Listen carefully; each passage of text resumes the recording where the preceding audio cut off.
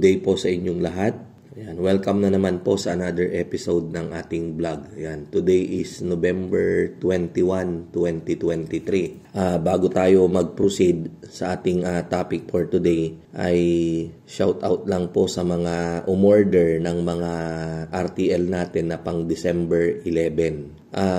Meron pa hong hindi na-installan ng cages, ay paki-PM na lang po ako para ma-schedule na po natin yung pag-install ng battery cages nyo dahil malapit-lapit na po yung ating delivery ng RTL. Kung matatandaan nyo po, 10 days earlier ay nagsisimula na po tayong mag-deliver ng mga manok dyan sa inyo. Kasi nga po, sa sobrang dami nyo na nagpabook, hindi ko po kayo mapagsasabay-sabay na deliveran. Kaya yung mga pwede na pong deliveran sa December 2, siguro sa December 2 po tayo dahil by December 1, uupo na ata kami officially. Mga December 2 po tayo mag-umpisang mag-deliver. So yung mga available na, gagawa na po tayo ng schedule ng mga deliveries. And then syempre po, yung feeds na inyong ipapakain hanggang December 11 ay siya namang ipapadala ko dyan sa inyo. Nang syempre po, libre po yan, wala nang bayad.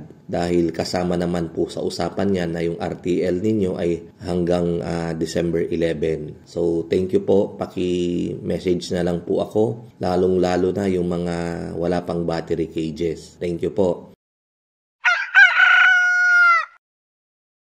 Ayan, ang topic po natin for today ay tungkol sa katanungan ng isa sa mga subscriber natin. Ngayon lang, kaya ang sabi niya, Mang Mags, ano ho ba ang magandang page? Kasi ang gamit ko, nag-mention siya ng brand ng page. Kaya lang di na natin sasabihin. Di ko rin alam yung brand na yon. So, ang gamit daw niya ay ganitong brand ng page. Kaya lang, nag-uumpisa na raw na nagiging malangaw yung manukan niya. Lalong-lalo na dun sa feeder, maraming mga langaw. Sasagutin natin yan, yung katanungan niya, umpisa dun sa kung ano yung magandang feeds. So, syempre, para sa akin, ang magandang feeds, kahit na anong brand, hanapin natin yung mga karakteristik. So, number 1 na hanapin natin, importante, maganda, maayos mangitlog yung ating mga manok. Yan, mataas yung ating production. Pangalawa, dapat nasa tama yung presyo. And then, yung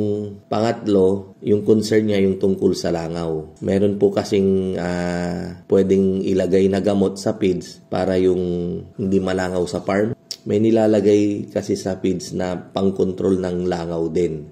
Sige, i-vlog natin sa susunod. Nakalimutan ko lang yung pangalan at kung ano talaga yung gamit niya. Kaya lang syempre kapag maglalagay po tayo nun, may additional costing sa feeds natin. Kumbaga, tataas yung presyo ng feeds natin. Pagdating naman sa langaw, pwede naman pong i-control yan. Pero sigurado po ako na ito talagang layer natin ay hindi siya malangaw compared dun sa broiler farm. May langaw, very minimal. Para sa akin, yung magandang feeds, yung nagpe-perform po siya ng maayos in terms of high production. Hindi ko naman po makomentuhan yung feeds na sinabi ninyo dahil hindi ko pa naman nasubukan at sa tingin ko wala pong ganyang available dito po sa amin, sa Pangasinan. At sa inyo ko lang po narinig yung brand na yan. Yun lang po, mag-canvas kayo kung saan yung magandang presyo kasi minsan din nagkakatalo rin yung mga yan. Although same brand, same name, dahil depende rin po yan sa distributor at nung mismong outlet ng feeds kung magkano niya ibebenta yung feeds. At saka, isa rin pong i-consider natin yung distansya sa planta ng feeds. Yan. So, parang yung gamit namin, pure blend, hindi po pare-pareho. May nagbebenta po ng 1.6, may nagbebenta po ng 1.630. Ayan. And then, kapag utang, medyo nagma-markup na naman sila. Ayan. And then, pagdating mo naman ata ng Palawan, kung tama po yung info na natanggap natin, ang presyo ng feeds po doon, ganun po sa gamit namin ay nasa 2,000 plus. Maintindihan natin dahil malayo nga naman tapos tinatawid pa nila ng dagat yan. Kaya lang ang kagandahan rin, syempre kung ano yung presyo natin dito ng itlog ay mas mataas naman dun sa Palawan. Yan, dahil nga yung sa cost din ng ng mga delivery, yung cost to produce ng itlog mataas din. So talagang mas mataas po yung pagprepresyo nila dun ng itlog. Maging ganon din dyan sa inyo sa Visayas.